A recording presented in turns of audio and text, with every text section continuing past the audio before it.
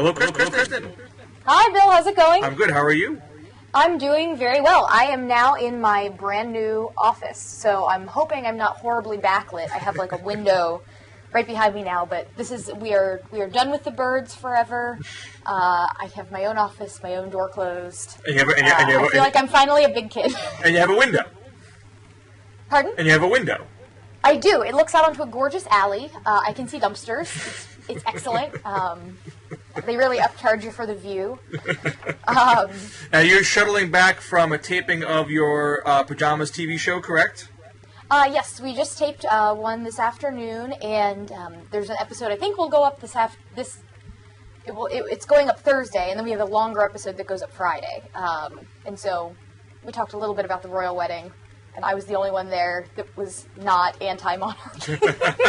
I think I'm a good old like Edmund Burke, like Tory conservative. So you're going to watch tomorrow. You're going to watch on Friday. Oh yeah, my alarm's set. You're getting up at 4? This is posted. Pardon? Getting up at 4? I'm sorry? Are you going to get up at 4 in the morning? Oh, yeah. I'm going to get before and watch the pre-show. I mean, I think it's crazy that entire networks are over there. Like, why does the entire staff of NBC seem like they are over in London? I don't really get that. Because people are going to get up at 4 in the morning and watch. Yeah. Like, I don't think that there's a ton to cover. I mean, it's a big event, but, like... So I don't know why. What are you hoping to see? There's a reason why you're watching. What are you looking for? Oh yeah, so I'm mostly looking to see what people are wearing. I wish I had a more intellectual answer than that, but I don't. And I'm also sort of curious as to what the reaction of the British, of the people will be. Are people going to flock to this, or as we've been hearing, is it like just crazy Americans like me who are really into this? And the folks there are like, this is terrible, get me out. This country's being overrun by crazy Americans. So I'm kind of interested to see what the country's reaction is to the festivities. All right. Perhaps we'll have more to talk about after it's over. Yes. Back here in the colonies, the Congress has been in recess, which means several Congress people have town halls. And there's been a bit of a stirring amongst some citizens going to Republican congressperson town halls and challenging them on the House budget that they just passed, generally focusing on the plans to dismantle Medicare as we know it and turn into something that is led by private insurance with a subsidy that is given to private insurance companies, and then people can then choose the ones they want. What is the conservative reaction to this? Is there a sense that Paul Ryan has overstepped and now they're facing more backlash than they had bargained for, or is there dismissiveness that all this criticism is being ginned up by the left and it's all phony and it's not like the true blue authentic outrage that happened in 2009 with the Tea Party and the death panel stuff? Much closer to the second than the first. There's a post by John Hendraker at Powerline entitled "Americans Are Ready to Take on the Deficit," where he points out numbers from a recent Washington Post Pew poll that was conducted April 21st to 25th, where they asked respondents whether they think the federal budget deficit is a major problem that must be addressed now, is it a major problem that should be addressed when the economy improves, or is it not much of a problem? And 81% said that the problem must be addressed now. And so this is the sort of polling data that's been circulating around in conservative circles to say, look, the public gets the gravity of our fiscal situation, and therefore stick to it, keep talking about the reasons why this is necessary for us to not have debt get out of control, to hurt our economy long term. No, but is he addressing the similar poll numbers, talking 80% level, saying don't cut Medicare? Well, so this is the big dilemma, is that Republicans, in order to sort of, if we're talking about Medicare, we're losing this debate, hands down. And so there's very little way, when you're explaining you're losing is a phrase that I've heard a lot and that I think is generally pretty correct. And that the big, I think, dichotomy that's being set up right now is the Obama administration and Democrats, very wisely, are making this 100% about Medicare, Medicare, Medicare. I mean, it is the central feature of that budget. It's not like it's some side issue.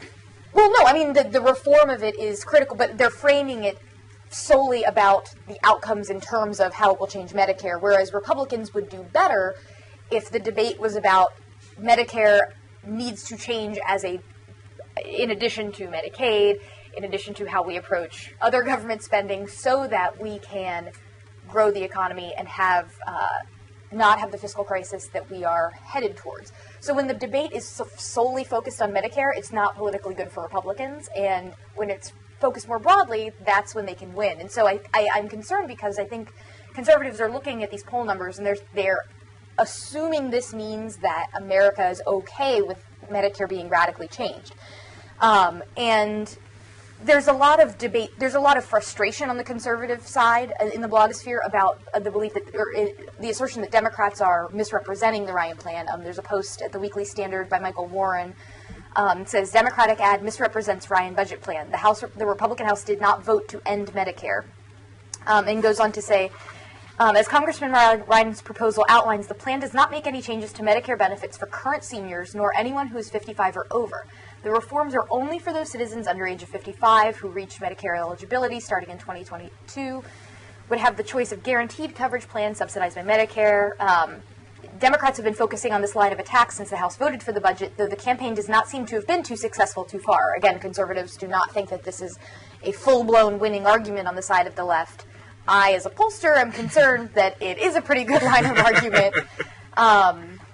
But you have, in some cases, there's I guess the last sort of post I'll bring up about this, you have Alan West, who has become something of a conservative hero.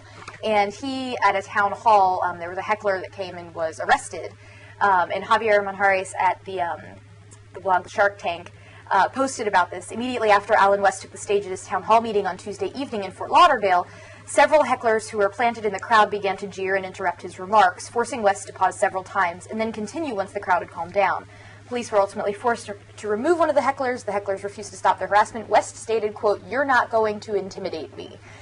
So just one like Florida example. I think also my hometown congressman, Dan Webster, is sort of, there was a controversial town hall there as well where there were chants on both sides, actually. It sounded like there were some folks chanting about Medicare, and then there were other folks that were chanting, let him talk, because I guess the hecklers weren't letting Congressman Webster get back. But so this is like shades of what happened in the summer of 2009. I think the assumption on the Republican or conservative side is that our sides are grassroots and you guys aren't, whereas I know in 2009 it was just the flip where Democrats thought this is just Republican rent-a-mobs showing up. This isn't a real change in the public, and it was average citizens just really frustrated about this healthcare law becoming activated. So I think, right now, you're hearing a lot of stories, folks are pointing out that, it's people in MoveOn.org t-shirts, it's Code Pink people, but, I am concerned that if Republicans do not clearly articulate why they believe this will not hurt Medicare, if we don't start making that argument well and start broadening the debate out to the deficit issue, I think we're in trouble. I mean, whether or not either side's people, if this is all being topped down from some Washington office, whether it's on the right in 2009 or from the left here, I think the evidence is when there is some kind of outbreak of debate, to use the term loosely, at a local town hall, it tends to get local coverage. And the issues being raised tend to at least get some acknowledgement. I mean, arguably, this is not a good thing that it requires maximum disruption for these issues to actually get media attention. In fact, I wrote a very critical post of the media this week at ourfuture.org because the Hill newspaper said it fairly bluntly, sort of arguing that even though a lot of Democratic groups were trying to shine attention on this spate of town halls, saying, well, it's not really like 2009 because back in 2009 there were actual prospects of violence towards Congress people. That was different. Like, and sort of indicating that you need to have like outward active disruption. You need to have a physical mob of people surrounding a congressperson screaming at them and getting it on YouTube, or else it's not a real uprising. But the fact is, Daniel Webster's town hall got CNN attention because they called it beyond tough and chaotic. So like that got CNN coverage. We're talking about the Allen West town hall to some degree because someone got arrested, and just so people know, the person who was arrested is a progressive radio show host named Nicole Sandler, who put up her own YouTube, which showed her own questioning, simply trying to shout over the crowd that what Alan was talking about was privatization of Medicare, and she then charged that she was maced afterwards, although she said it wasn't. She's not blaming Allen West for that. She's blaming the police. And Talking Points memo was covering some of that. There's a side argument here from Think Progress is probably the biggest liberal blog, sending people out to as many of these town halls as possible and taking video and putting it up and trying to show that there's a lot of discontent out there. And I think they and both Huffington Post have been hitting Allen West for screening questions. So people aren't getting to go up to the microphone and give their own question. People are writing them down note cards, giving it to staff, and staff is picking the questions from there, putting more onus on a progressive like Nicole Sanders. I have to jump and yell or else I'm not getting my question asked. Now, whether she did something that warranted arrest, I can't tell from the video clips that are up there. But also by the same token, I was at a town hall with John Kerry here in Western Massachusetts several months ago, and they did a lottery. People would get a number, and they'd pick a number out of a hat, and then you get to ask your question. You still got to say it yourself, but that's how there's various tactics people use to try to keep town halls to be relatively orderly, so people can have an actual discussion. And in the case of the one I went to, it didn't work because people jumped up and yelled anyway, although no one got arrested. No one had to say, "Don't tease me, bro."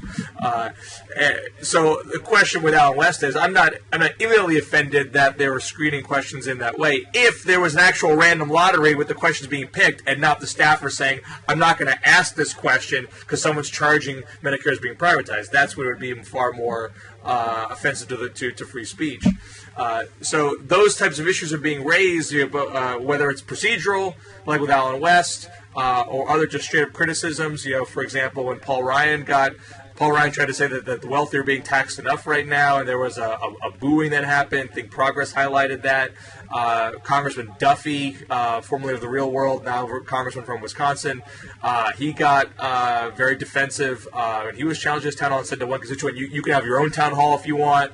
That kind of video got posted. So even if it's not getting the same kind of effusive coverage that the town halls 2009 got, where the media were talking about it, it's a huge Tea Party phenomenon. I don't think the media is doing that. You are getting some dribs and drabs of media attention, and perhaps more importantly, I would think at the local level. There's some evidence at the local level is picking this stuff up. That's got to make your more vulnerable Republican congresspeople nervous, I would imagine.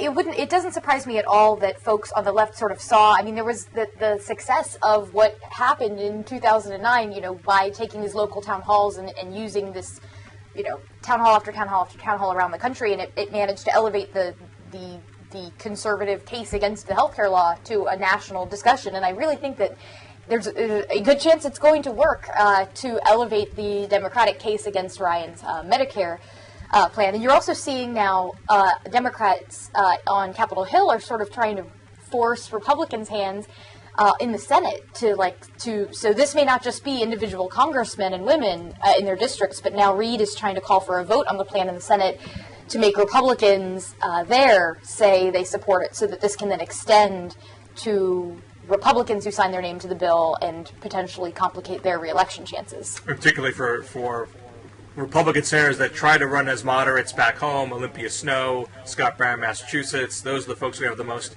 uncomfortable argument. And to get back to your point about how can Republicans avoid this being you're trying to destroy Medicare discussion, they're certainly trying to give this message. Well, don't worry, it's not going to touch actual seniors. This just changes 55 and younger. You don't have to worry about it. And I'm hearing some stuff in these town halls saying, hey, I'm a senior, but I want Medicare for my kid, number one. And Jonathan Chait of the New Republic was being very critical of this line of reasoning because he's saying, number one, some current elderly will get hit from the Medicaid cuts. And number two, it doesn't negate the fact that the Medicare piece itself is still fairly drastic and radical. It is. If you could argue technically it's not literally ending Medicare. Something called Medicare will exist if this plan was done. But it's actually not a Jonathan Chait point, but Jonathan Cohen point in the Republic. That's from a different post, saying, look, this would end the covenant that we've had with seniors for the last 5 decades, which is when you are a senior, when you're not working anymore, you will have affordable health care, period. And by changing it from what is known currently as a defined benefit plan, your benefits are defined, you will certainly get this benefit when you retire.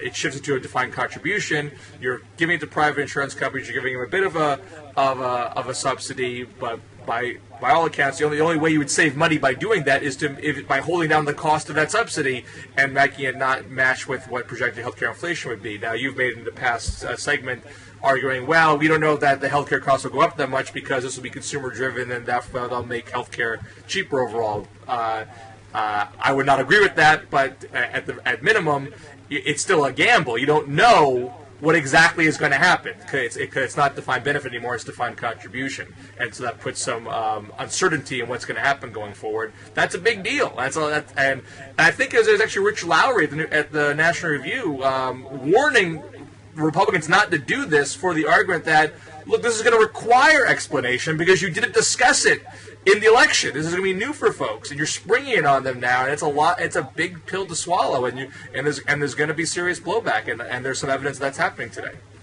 Yeah, there was a lot of discussion leading up to the election about the need to cut spending and rein in deficits, but entitlement reform in terms of specifics was not, the Ryan roadmap at the time was not the Republican platform in 2010, and so it's trying to square that in, and you have that. I mean, that's what those poll numbers that I mentioned in the first post. I mean, that's sort of what everybody's clinging to say, if we discuss this in terms of the fact that if we don't change it, then there won't be Medicare, period, because the government won't be able to fund anything. I mean, basically saying, like, because people agree with us on the gravity of the situation about our deficits and our debt, that if we just talk about how bad those are, people will agree to the changes we've put in place because they'd rather do these gradual changes now than some sort of severe tax hike later on or some severe cut in benefits later on.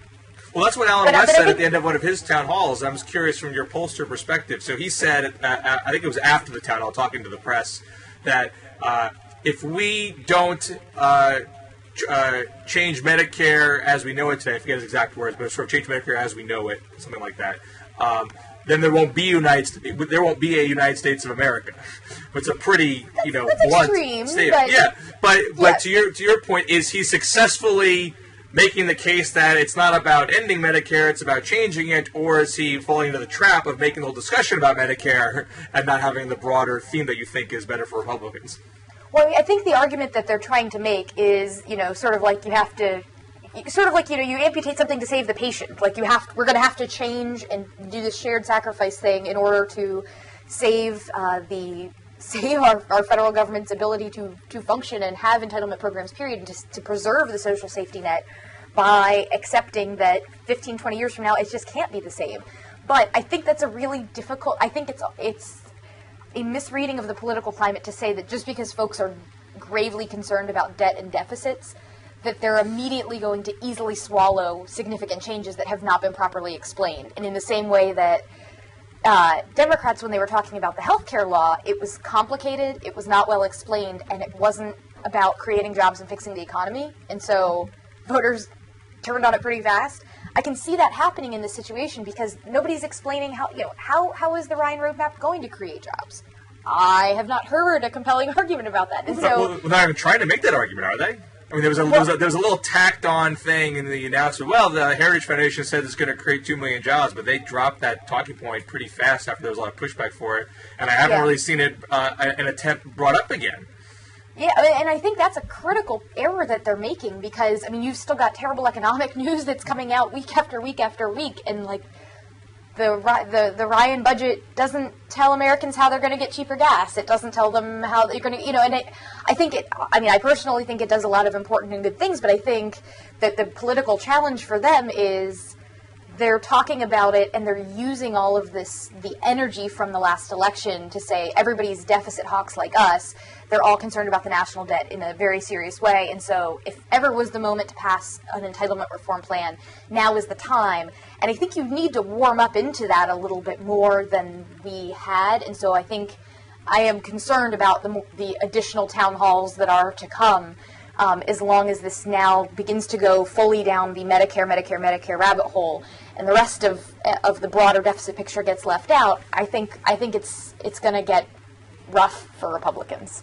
Well, one issue that could be rough for the Democrats and for President Obama is this issue of gas prices, which you alluded to. They are not quite at the price of oil is not quite at its peak in the second term of the Bush administration, but it's getting close. And certainly the president has been making a lot of statements about it, while also trying to argue that there's no simple quick fix either. Are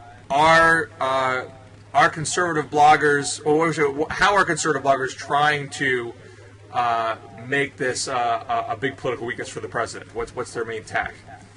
Well, I think that the big way in which they're pinning this on Obama is to make it seem as though he is sort of out of touch.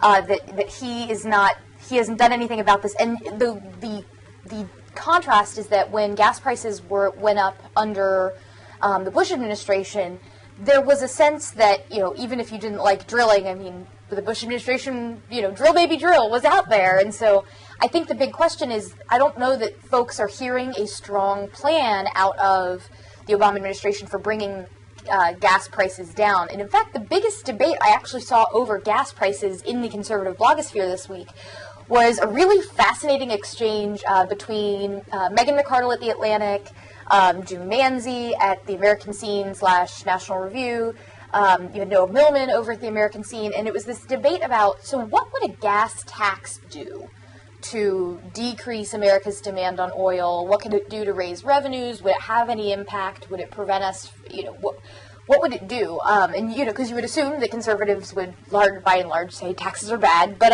it was a really fascinating debate between, where they got into sort of the finer points of, would a gas tax actually impact behavior? Megan McArdle's post at The Atlantic, she talks about, she says, quote, "It makes sense that in 1973, when prices spiked, people reacted by buying smaller, more efficient cars. It also makes sense that nowadays people are slower to switch. Unless gas runs up to $10 a gallon or above, we're already getting past the point where increasing fuel efficiency would deliver a giant cost savings for a typical family driving 8,000 to 10,000 miles per year per car." There was a lot of a big kerfluffle in the conservative blogosphere, but this is from a couple weeks ago, so I don't have the posts in front of me. When Obama was at a town hall and was talking about the need for folks to get more fuel-efficient cars, and a gentleman stood up and said, I have 10 kids, or, I have to drive a big van, and I can't trade it in. And Obama said, what, do you have a bunch of kids? And the guy was like, yeah, I have 10 kids. I think I may have brought this up last week, but there's a sense that Obama's idea for how to solve the problem is to reduce dependence on foreign oil by, again, making everybody, encouraging everybody to buy different cars. And that's not something that can be done overnight. And folks really are looking for, so what could be done to change behavior to move folks in that direction? And should the government even be trying to do that? Sorry about that little breakaway. And I guess the final point of bringing all of that up is that on the conservative side, there's now a real sense that, or at least among these economic and policy folks, trying to grapple with to what extent would a gas tax be a way to begin moving folks in the right direction? Is it effective at all? Here's why it might not be. And so I think I found it fascinating that normally you would think that conservatives would be opposed to a tax, but I thought there was a reasonably good case made that if you paired something like a gas tax with a reduction in other less efficient types of taxes, that this could generate positive consumer choices, while to the over the long term, rather than like the short term. I mean, you can't change behavior overnight, but over the longer term, this could have an effect that would be positive And I think it would be something, if I can encourage readers to read any of the links, or any viewers to read any of the links this week, I thought that was a fascinating exchange. But on the left, I know Republicans are we are getting hammered over the oil issue. So, well, just to make a point with that, bring it back to what Democrats have been saying about Boehner recently. There has been little blips of conservative interest in whether there's a higher gas tax or even a carbon tax that would be more broad than a gas tax, as long as it was revenue neutral, as a way to say, look, here's just something, let's use the tax code in a way to incentivize behavior that's good for America and good for the planet.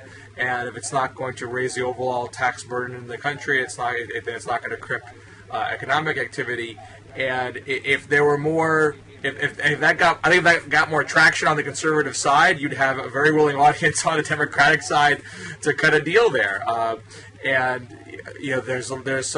Ezra Klein had a column this week saying that Obama is effectively a moderate Republican, that all the things that he's proposed have been things that Republicans have in the past proposed, and he mentioned cap and trade as being one of them. That's not necessarily tax-based. There's more regulation in there, but it's still, the idea of it always was that be more market-oriented than being all top-down regulation, and Republicans had backed that type of model in the past, and yet they're not backing it now. So if there was enough of a call for that sort of thing, I think you would have Democrats eagerly negotiating the particulars instead of what it happened this week, which is when Boehner seemed to give a little ground on the subject of subsidies to big oil companies, saying that's something that should be looked at. Democrats saw a huge opening and tried to pin him down on it, and that's led to the DCCC do this kind of satiric attack called the Royal Wedding, ROIL wedding, saying that Boehner was wedded to big oil, in hopes of trying to pressure him to break away and follow through on that straight comment that he made about the subsidies. And I wrote a post about this today. Exxon just racked up another $10 billion in a profit in one quarter, and the day before the profit announcement, they went on this lobbyist offensive to try to preempt the Democratic calls for ending these subsidies because the oil companies don't need them anymore, saying, well, it's unfair to try to take away deductions that all these other companies get, and why shouldn't we get them too? And I said the point is that Exxon, you're a big boy now. You can leave the house. You're doing okay. You don't need these deductions anymore. You're doing just fine. You don't need your weekly allowance or a trust fund. Where we got other industries like solar, like wind, like geothermal that we want them to grow up as big as strong as you. So I don't think they have a strong argument for public consumption there. And Boehner's straight comment would indicate that he knows it's not a terribly winning political argument to be defending tax subsidies for big oil companies, particularly when gas prices are high, particularly when their profits are still through the roof. So because he made that comment, there's going to be pounding on that, even though in the larger scheme of energy prices and climate protection, the few billion in subsidies for oil is relatively small potatoes. And I don't think it would be the focus of people's attention if you had a sense that, hey, I got a bunch of Republicans here that want to talk about a gas tax increase. I got a bunch of Republicans here that want to talk about a carbon tax. I think Democrats would because it's not like the Democrats are tax happy. The gas tax, one would be a behavior change. As far as oil consumption is concerned, but probably a relatively small one. The carbon tax would be a much fatter target. But you have a very short-term practical problem, which is we have a federal gas tax now specific to the Highway Trust Fund to keep our highways in good shape. And if the gas tax isn't bringing enough dollars, which it's not right now, you either have to raise it or come up with some other revenue stream. Otherwise, you don't have maintained highways, which the Republicans usually are very happy to talk about. Highways good, roads good, and I think there are some conservatives out there, like you mentioned, that understand that you can be for limited government and still understand that you're going to have some government, and that's going to have some taxes. Let's have taxes that at least make some sense. To the extent that we can have that kind of serious policy discussion, I think a lot of Democrats would be happy to have it. Yeah, it's there's a very strong Groverism throughout the Republican Party of like the idea of raising any tax is completely off the table. But I think that now, given the fiscal situation, bits of that are beginning to, I don't want to say erode, but you're able to have at least conservative policy bloggers having a discussion about, if we're going to have certain taxes, let's have efficient taxes, and to what extent would this be an efficient tax, to what extent would this actually raise revenue? Well, if it wasn't raising any revenue, then it meant it was probably changing behavior, so is that a good thing? Well, if it's not changing behavior, then at least it's raising a ton of money, So, and as far as the subsidies go, the problem with, it's not just oil subsidies. Subsidies for anything are terribly difficult for politicians to move past, because the people that subsidies hurt is such a diffuse audience that doesn't even realize that they're having to pay more in taxes because subsidies are going somewhere else, whereas the subsidy recipients themselves have a lot at stake. I think the Republican argument about oil subsidies, which you never really want to be talking about oil subsidies, is that it's not good. That if you all of a sudden make oil companies if you change subsidies on them or are raising taxes on them, they'll pass it along to the consumer, and that's exactly what we don't need at a time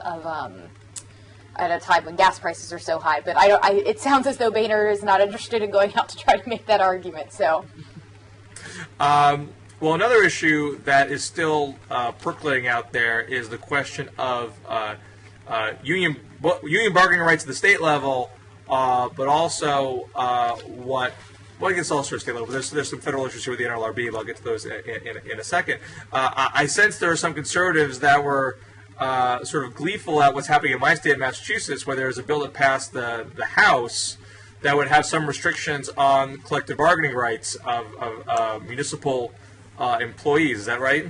Yes. So there was a lot of excitement in the conservative blogosphere because the narrative that's out there right now is that the Massachusetts State House has gone Scott Walker, and so over at Mo Lane over at Red State has a post. Another state legislature passes labor union reform. Much like similar laws passed in states like Wisconsin and Ohio, the legislation will go after public sector union abuse of collective bargaining over health care. Do not expect there will be a reaction to this legislation that will be anything like the hysterical one in Wisconsin. The state legislature in question is Massachusetts, which is dominated by Democrats.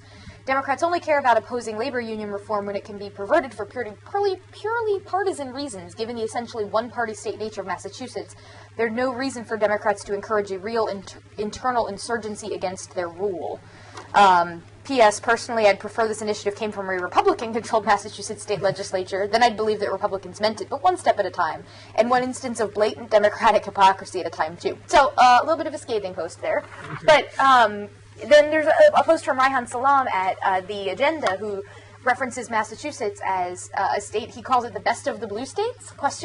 So as a Massachusetts resident, I'm interested to hear your thoughts. But he seems to think, he says, quote, "It's worth noting that the Bay State has in many other respects been a model of fiscal rectitude and conservative policy innovation." Talks about the success of the 1980s Proposition 2.5, which I guess was a property tax cap. I'm not completely familiar with what the policy is, so I don't know if this is in your wheelhouse. But he basically notes that it's not totally unprecedented for the state of Massachusetts, despite its very blue label, to attempt at times the path of fiscal conservatism. So no, there is a not a completely hard property tax cap, but there's essentially a cap here that can only be overridden with a local referendum vote. And it is effectively it's somewhat similar to California's Prop 13, and it's really done a lot of damage to municipal budgets. I mean, municipalities in Massachusetts don't have a lot of authority to raise taxes on their own, and so here in my town, Northampton, we did raise the property tax on our own by the ballot just a year or so ago. That's very rare. And you've effectively decreased taxes at the local level relative to inflation over the last 20 years because of that cap. So what is the left saying about this? Is there frustration that the Democratic House would have done this, or is there a belief that this law is fundamentally different from the Wisconsin law? Well, this is sort of new news as far as national progressives are concerned. People hadn't been tracking what's going on at the Massachusetts State House level up until this point.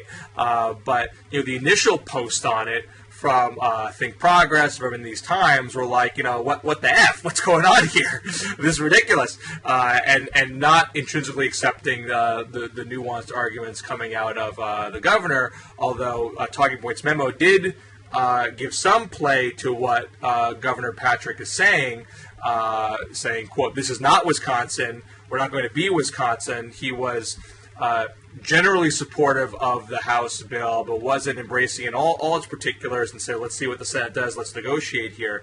And so people understand that a couple of both the policy and the rhetorical differences of what's going on here. The law essentially, and it only passed the House, has not passed the Senate yet. It would effectively take away collective bargaining rights for municipal workers specific to health insurance plans. So you still have it on wages, you still have it on retirement benefits, you still have it on work conditions. And this is the main, financial stress short term that states have with public sector workers, because healthcare costs are going through the roof generally. Whether it's right or wrong to have this be dealt with by stripping collective bargaining rights, it's different than Wisconsin in that Governor Patrick and the State House are not scapegoating unions and saying this is your fault and you're the cause of all of our fiscal problems. It's more of a straight, hey, I'm running out of cash here. We're not getting federal aid. The budget's tight. This is the main cost driver, that's imminent right now. We got to deal with this in some way. So it may just end up being, a right poll that leads to, a less drastic final piece of legislation. We don't know yet, and certainly the Massachusetts AFL-CIO is fighting it tooth and nail. And so I don't want to predict the outcome, but I would say it's not Wisconsin rhetorically at all. No one is union bashing in their rhetoric, and that's going to give the AFL-CIO, I think, more ability to negotiate something that's not as drastic as what happened in the House. But you are seeing across the country, whether it's a Republican or Democratic states, attempts to save money in union contracts.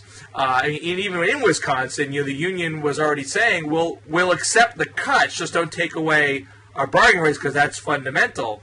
And you've seen in some cases Republicans trying to point to places like Massachusetts as well as New York and California to say, everyone's doing this.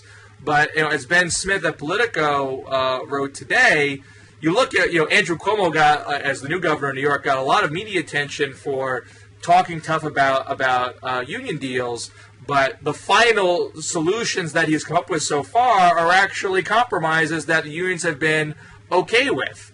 And even before all of the Scott Walker stuff in Vermont, you had a perfectly copacetic collective bargaining situation that led to changes in the healthcare pension system. So even if I think a lot of folks on the left are very unhappy that there's pressure to make unions pay the price for what is argued as Wall Street's fault mostly. But to the extent that if you're a governor, you don't have the luxury to run Keynesian deficits. You have to balance the budget every year, and that's going to involve some kind of cuts. I think there's some sense on the left that the Democratic governors are trying to be as judicious about it as possible and not engage in scapegoating where you have an excessive amount of burden being put on public sector workers at the expense of others. So it sounds like the policy itself is not terribly different. It's just the presentation and the dialogue with the union that was radically different. Because it's, that is definitely different. But I do think it is more narrow than what is going on in Wisconsin. I mean, this is specific to it would strip rights, but only in terms of health care plans. Whereas in Wisconsin, it was stripping the rights on everything except for wages. So in that sense, it was broader. Gotcha. That makes sense. And I think that the rhetoric around it has a lot to do with it. I mean, Mitch Daniels was able to institute reform with very little, it happened in one day and people weren't fleeing the state. And so I think this is, it speaks to the importance of the rhetoric around any particular discussion when you're trying to get a group of folks to concede to the shared sacrifice concept. It's better to be nice to them. Now, the other union issue going on, which I have to say has not gotten much attention on the left at all, just a smattering, but I sense is getting a lot of attention on the right, is moves by the National Labor Relations Board, one, to go after Boeing, because Boeing is being charged with moving jobs from Washington State to South Carolina away from a union facility and to a non-union facility in an attempt to allegedly break the union there. And two, to file a lawsuit against two states that have laws against union organizing by majority petition, which conservatives often call card check, and I think that's is that South Dakota and Arizona, the two states? Oh, I'm not actually sure. That's something that I had not seen any posts on. You're focusing on the Boeing stuff. Yeah, the Boeing stuff was the big thing that is blowing up the conservative blogosphere. Because Nikki Haley, the governor of South Carolina, is calling a lot of attention to it. But there is another issue out there where I actually think is even more broader. They're saying, NLRB's lawyer is saying, you are not allowed to have a provision against union organizing by card, by petition, by card, however you want to define it. That's federal policy, and states are not allowed to have their own policies on that issue, even though, the Employee Free Choice Act is not passed. It's not passed Congress, so unions don't have broad rights to do that. The way it stands right now, just so people understand this, you can organize by petition. You can go to your workplace and say, I have a majority of the workers here who have signed this letter saying we want to be in the union. Here you go, management. What do you say? And then management can decide, I accept this petition, or say, I don't accept it. We don't believe you. We don't believe you got this fair and square. You have to have a secret ballot election, and only then we'll accept it. That's how it currently stands.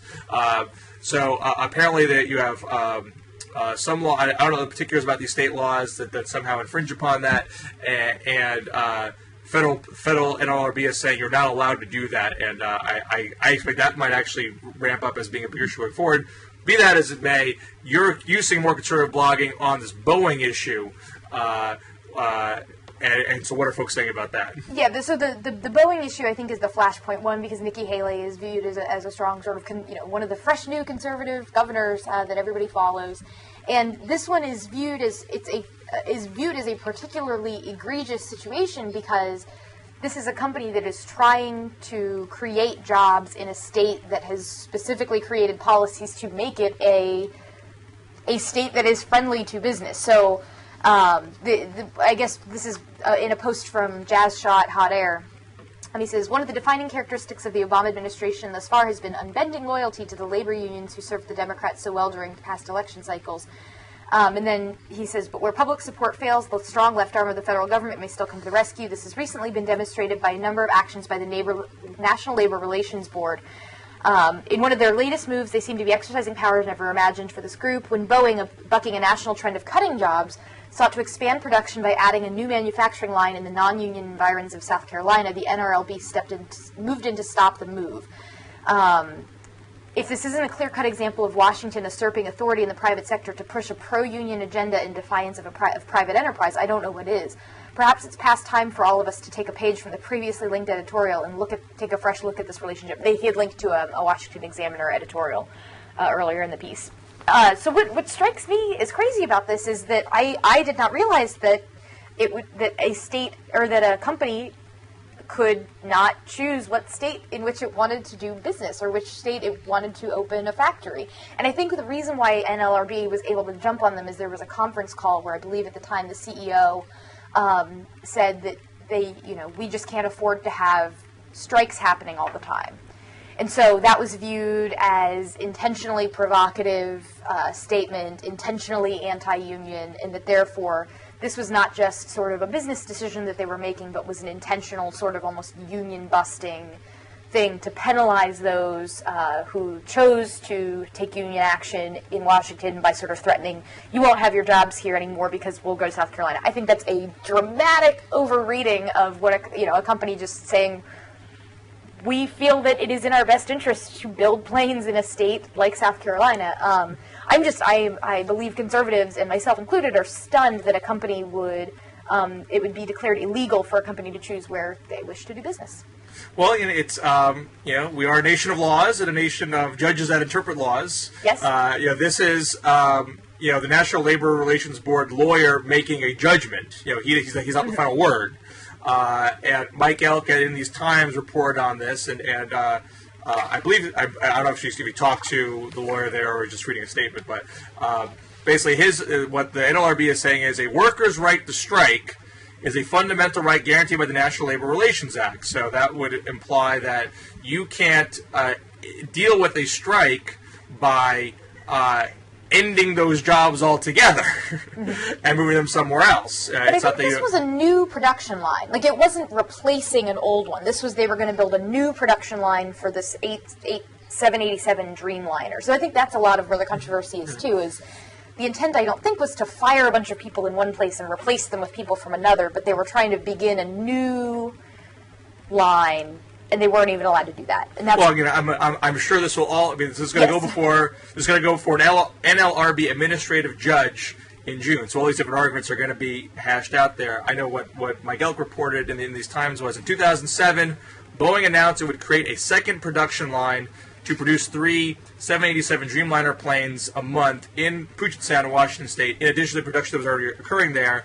Then, in October 2009, it was announced that suddenly the company would move the second production line to a non-union plant in South Carolina. Why the sudden move? In 2008, workers at the Puget Sound facility went out on a 58-day strike.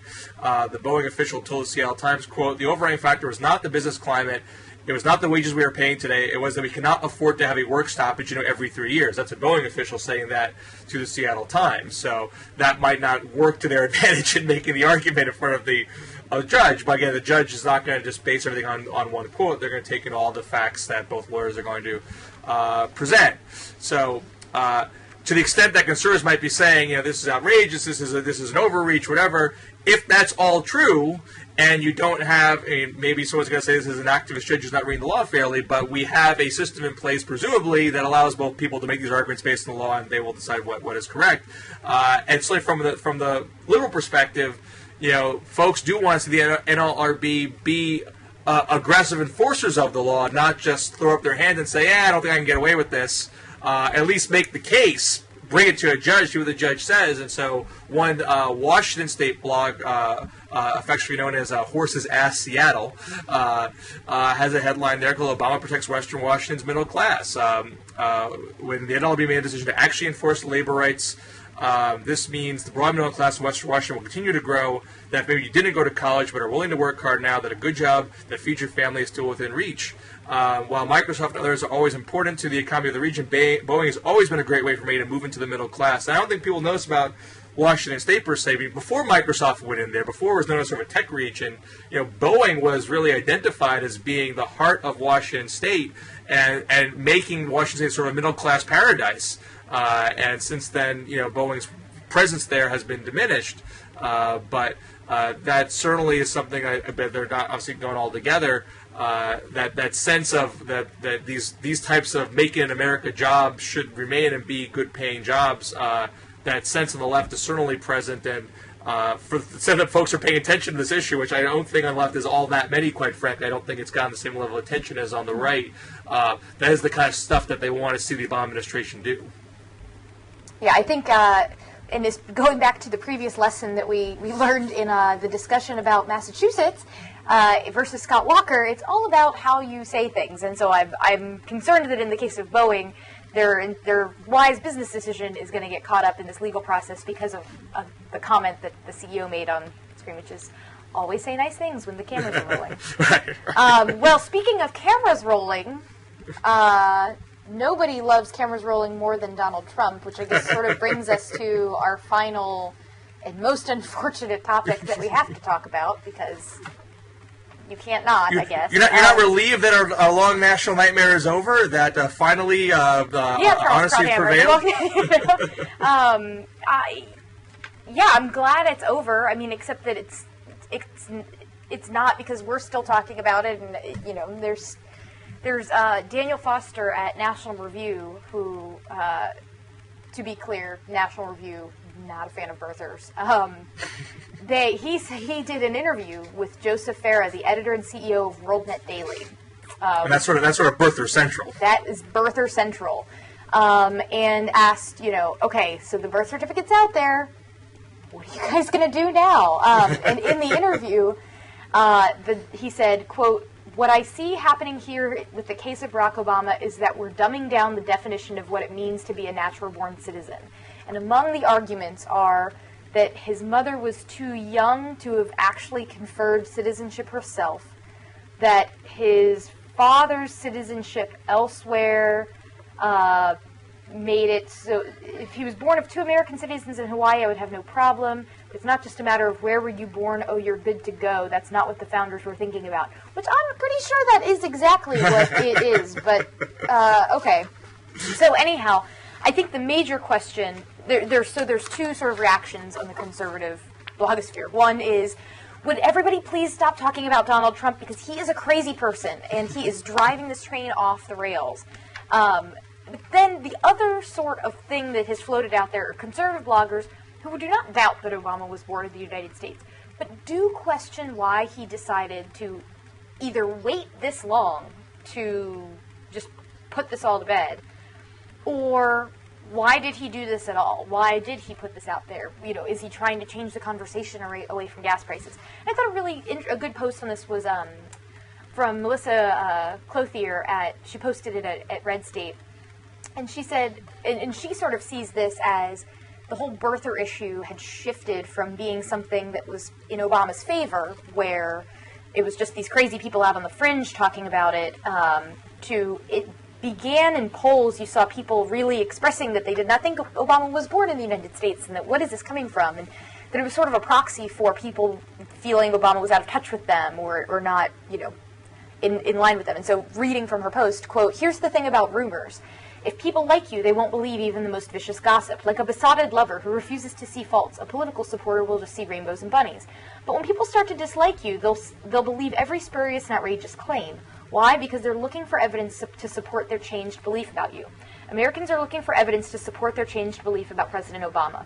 Once they looked at their president adoringly, no Jeremiah Wrights, Bill Ayers, college transcript, lack of college transcripts, lack of record, lack of any meaningful resume would dissuade the public, and certainly not the lapdog press from their devotion. But it only takes so many smacks in the head at the gas pump and grocery store and job and bank to make people stop digging the guy who promised them everything, and I mean everything." So she sort of sees this as Obama wanted to put this to rest because it began getting so much traction, because people were dissatisfied with Obama for other reasons. And you have Andrew McCarthy at the corner at National Review saying, "One of the things Obama said yesterday was unintentionally striking. He contended that no one should ever have questioned his birth certificate because credible people who had seen it had described it in affidavits. Naturally, he didn't mention why they were in the position of having to describe it in affidavits, namely because Obama had refused to authorize production of the actual birth certificate, which he could have done at any moment over the last 3 years. Look how easy it would have been." Sort of not saying, why didn't he raise it? Why didn't he release it? There's a conspiracy here. But just a general sort of, why didn't he just raise it? Or why didn't he just release it? Like what? Which I guess is an interesting kind of, I don't want to say like fair question, but it's kind of a fair question. I mean, you're not asking it in a conspiratorial way. You're asking out of curiosity. But just what? And I assume this goes along with the same lines where he was, when people said, "Why aren't you wearing a flag pin?" And for a while he didn't, because he doesn't want to wear a flag pin. That's fine. You shouldn't have, Or why doesn't he go to the same church every single Sunday? I can see that in some ways. I believe Obama is a very big fan of political theater, but in another way, I think he sort of resists these sort of like personal token-y gestures to like appease people. And I think that at a certain point, he said he probably made the calculus in his own mind. The only reason I'm being asked this is because my father was Kenyan, and this is ridiculous, and I'm not going to give in to these questions.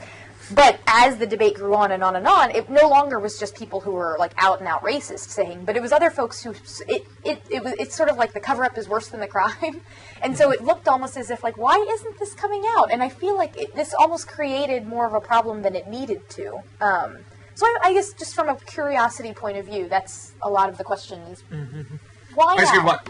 I give you my own opinion. Obviously, I don't know for an absolute fact. I think all those issues that you raise have different reasonings behind them. I don't think I suspect he said the thing about the flag pin because that's what he felt, that it's ridiculous to have to wear a flag pin to show your patriotism. That's sort of literally the cheapest, lamest way to show what's patriotism.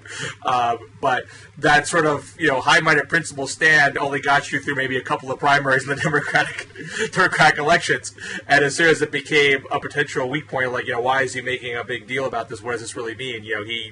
He went 180 degrees on that as quietly as he could and diffused it by general election time. The church thing, there seem to be some actual logistical reasons that to actually be a member of a specific church in Washington, D.C., that you went to every single week would be a real hardship on a specific congregation. There's a lot of logistical stuff involved, and they seem to be reluctant to have to be their worship happen in such a public way all the time. Now they can sort of quietly go to Camp David or occasionally across the street, I think to St. John's, and there's less hullabaloo that way. And occasionally they make an appearance at another church out in the community. But this, I think, is a different question, which is how do you, and this has been a problem that has befuddled Democrats, I think, for a long time. How do you deal with smears? And it sort of drew a lot. That people kind of talked about a while after the Dukakis implosion.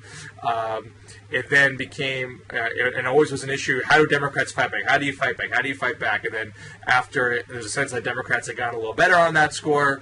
Then the Swift boat thing happens with John Kerry, and everyone piles on Kerry. How did he botch that? They let Karl Rove take away his war hero status because he didn't respond to those smears right away, let them fester. But, these are... I've always said these are hard calls because if you address these things too quickly, you end up fanning the flames of things more than you end up snuffing them out. So they're more delicate decisions than I think people can realize from the outside. Be that as it may, the president, before he was president in 2008, they took the tack that you have to fight every last one of them at the source. And they were very aggressive about it. They had an entire site called Fight the Smears. They successfully strangled the Jerome Corsi book that was just chock full of slime attacks, and they pretty much extinguished that from getting a lot of traction. And they initially put his birth certificate, he's the first presidential candidate, as far as I know, who has ever put his birth certificate on a website. That was in 2008 on the Fight the Smear site. So in one sense, they had done it. They thought it was done.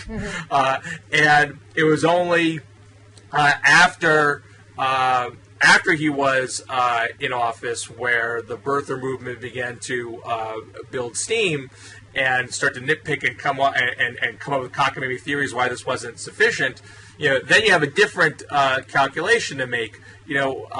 How much is too much? Sure, in one sense, it's a little bit of rigmarole to twist the Hawaii clerk's office and have them make an exception to release the long-form certificate, but obviously it's doable.